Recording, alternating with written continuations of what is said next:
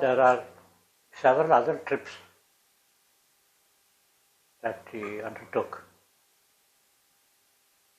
in the south, followed by many devotees. A few of them I would like to narrate. Nearly 75 of his devotees were taken once to Udupi, then Guruvayur, Coimbatore, then Nerur, then Salem, Arunachalam. A few details I would give in the trip. The devotees started from Madras and reached Coimbatore, 75 of them. Guruji came directly from Hyderabad and he simply told me, we will meet in the highway. You bring the entire group by bus. That's all he said. And he did not tell me when he would start, at what time we would meet, where he would meet. He did not tell me. But he knew that we are going to start from Coimbatore at certain time on a date. So the group came from Madras and then he took 2 buses, 75 of them, and somewhere they were going towards Udupi. It was dead of the night, and at one location we were about to wait. We don't know when Guruji has started, whether he started or not. We don't have such cell phone facilities at that time. Then I said, he said that we will meet. That means we will meet somewhere. Let us keep going. And then he is supposed to be coming in the highway from Hyderabad and we are going from Coimbatore. There is a junction point. We were just reaching the junction point, we saw a car. That was Guruji. Almost, within 1 minute of gap, we reached the same spot at dead of the night without the prior arrangement or communication. So we reached Udupi and Guruji explained the significance of Udupi there. The Krishna is Balakrishna, the idol, being worshipped by Rukmini herself. I believe she requested Krishna to give her an idol so that she would worship at home. So Krishna gave that idol, and after the Dwaraka got submerged, the idol was washed, and then it just added some more mud around it, and it was rolled along the coast, and it has come up to Udupi over these centuries. When Madhvacharya was there, stationed at Udupi, a ship carrying some rich merchandise was reaching the shore, and there was a heavy wind which may topple the ship and all the products would go into the ocean. So the merchants on the shore requested the Swamiji to save them and we will give you whatever you want. It seems Madhvacharya said, I don't want anything. That boat would be containing 3 stones. You give me the 3 stones, I will save your boat. They said, what is that? We will give you much more. I will give you money. No, I don't want any money. I only want those stones. Then he took his kadva, that means the angavastram, and threw it in the air. And immediately the wind stopped and the boat safely landed the shore and he got the 3 stones. as per the contract. And he got the first stone cleaned up. And that was the idol of Udupi Krishna. And it was installed there. And the speciality is in the temple. Only the Swamijis should do the Archana. The Archakas are Swamijis. And each would do for a period of 2 years. There are 8 Swamijis like that. They get a turn once in 16 years. 2 years the Swamiji only will do the puja. He is the Purohit, or he is the Archaka of the temple. And those Swamijis are the Bala Sannyasis. They should not have been Grihastha and taken to sannyas later.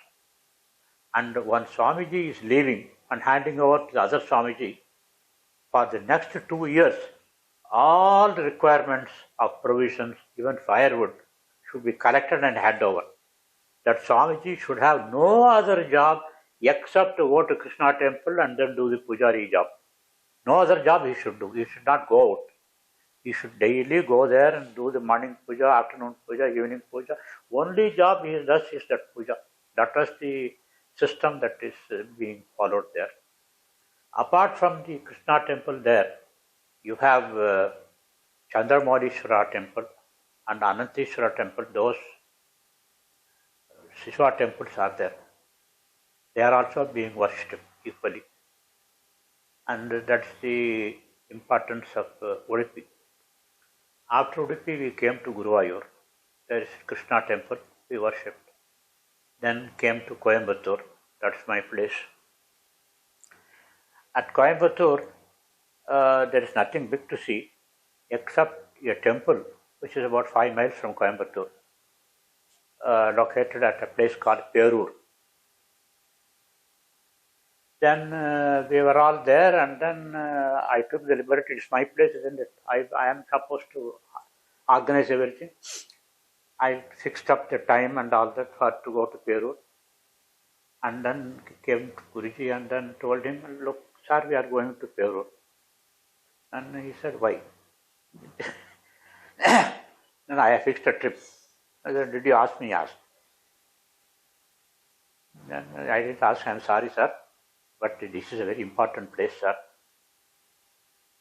Oh, who told you? He said, no, I know it. I said, then you can go and come. He said, no, sir, I am very sorry, I did not take your permission, but I request you to come. Okay, if you want. And if you say it is such an important place, yes, I will also come, he said. Then we went there and he saw all that temple. Then he said, I lived here for the entire life. And if anyone ventures to stay there only the entire life and pray to that Pattilingeshwara Swami and Pachayaman, Maragatavalli, Pachayaman ante, then he gets liberation. And he told me every place. This is the place where the elephants are standing. This is the place where a hostel should be there. There is a place called, there is a small rivulet called Noyal there. He gave me every detail of that place. Initially he showed some anger that I did not take his permission and fix the trip. So that his apparent anger is for the fault of not taking the permission and fix the trip. That was an excellent trip. And afterwards, we went to Nerur, where Sadashiva Brahmendra Swami used to live there. He was a great yogi. And several yogis used to come to him for advice and all that. And many good things are told about him. Once, I believe, very poor children of that location went to him and said, we all want to go to Madurai and see the Meenakshi Sundareshwara Kalyanam, but we don't have money or anything. Some people are going because they have money, we don't have money, we also want to see it. Then Sadashiva Swami collected all of them. Then he said, look down. They are looked.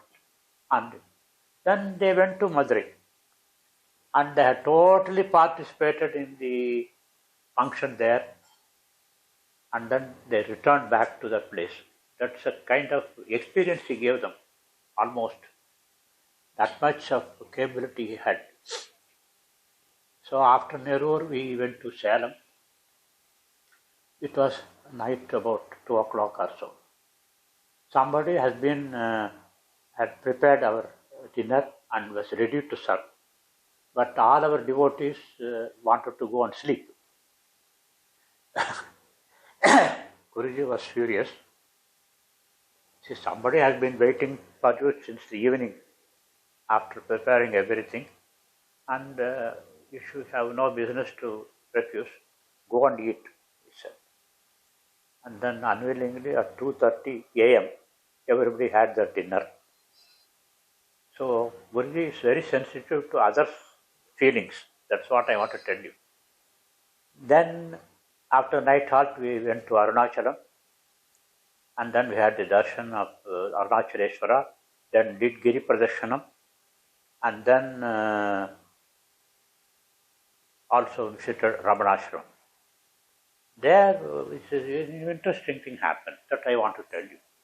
When we are doing Giri Pradashana, at one location he stopped, and then he told me, "Look, this is the face of Arunachaleshwara. You take a photograph," he said. I found nothing any unique or anything. The mountain range is there, some small clouds were there here and there. I took a photograph. When I gave it for printing, I found the mountain, and behind the mountain, in the photo, you get a huge column of light.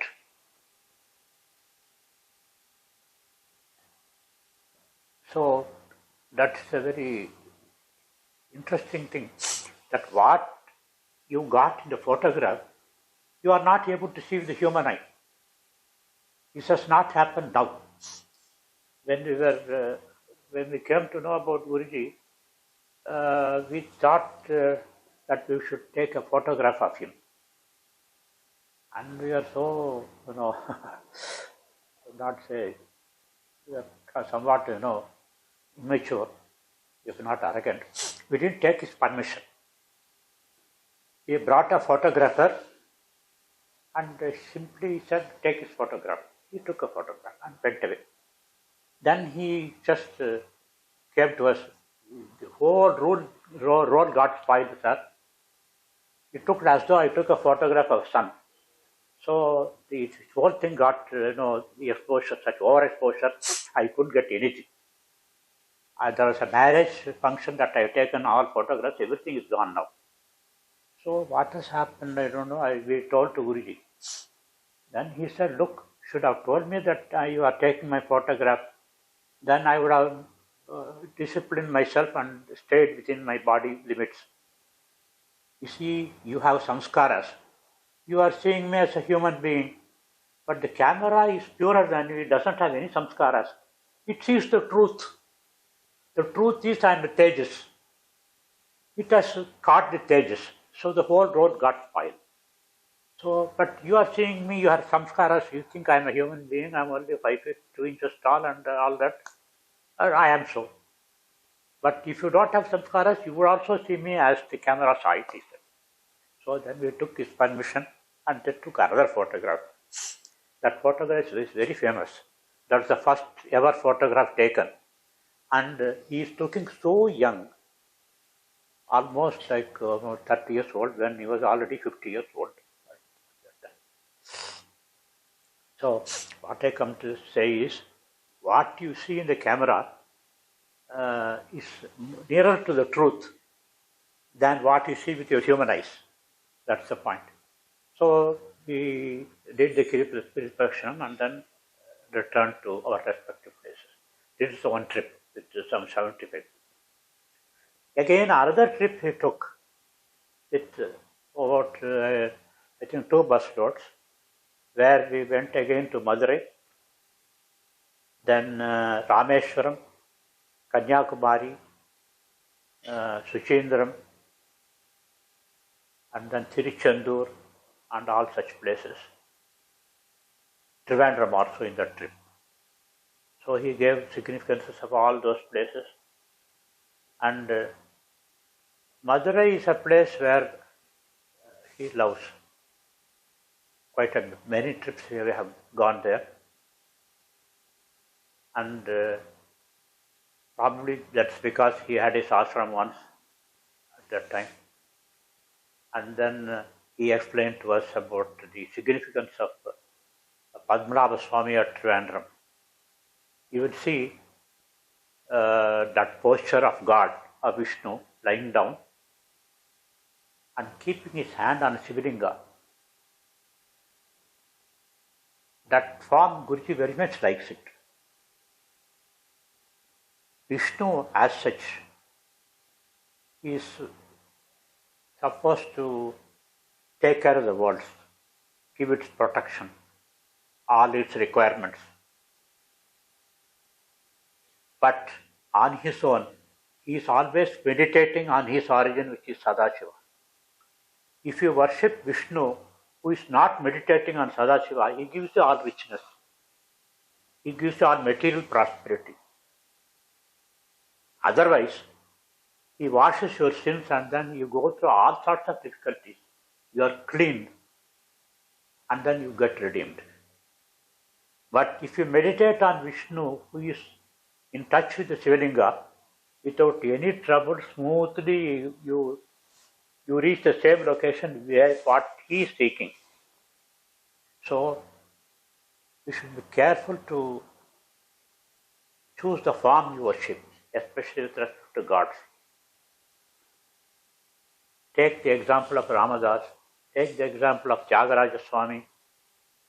Did they not go through all types of problems?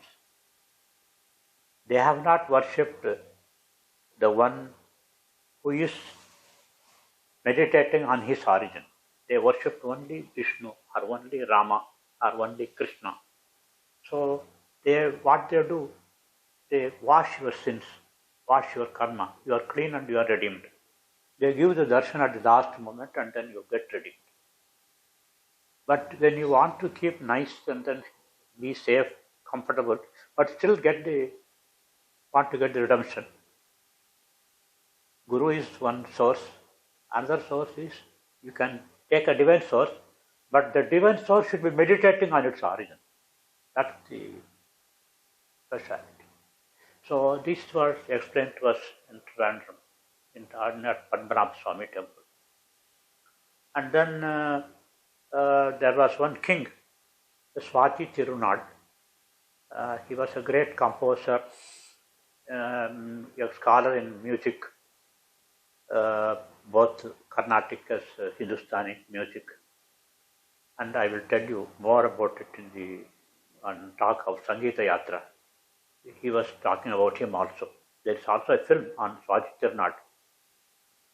When Britishers started troubling him, he handed over the kingdom back to the god, Padmanabha Swami, and simply left his body. It is said that he is Amsa of Guruji.